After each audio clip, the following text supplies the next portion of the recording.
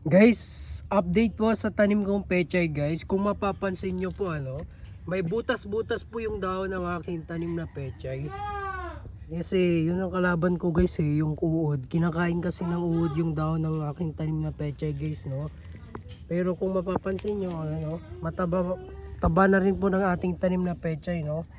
So kailangan ko siyang isprayan ng organic pesticide para hindi siya kainin ng mga uod. So mas una pang kainin ng uod yung pechay no kaysa sa amin no. Aray ko, ayan no. Kung papansin nyo ayan no.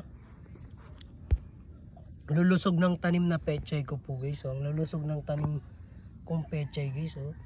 Ayan no. Meron pa po dun guys. Ayan o guys, ang dami po nila guys. So 150 pieces po itong ating cups.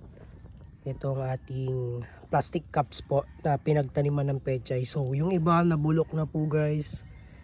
Yung iba naman inuuod. So kailangan ko na silang i-spray ng pesticide pero organic. So ang i-spray ko dito guys yung tinatawag nating neem oil po. Neem oil para di sila dungawin ng mga insekto ganun. Yun lang po, maraming salamat po sa panonood. God bless us all.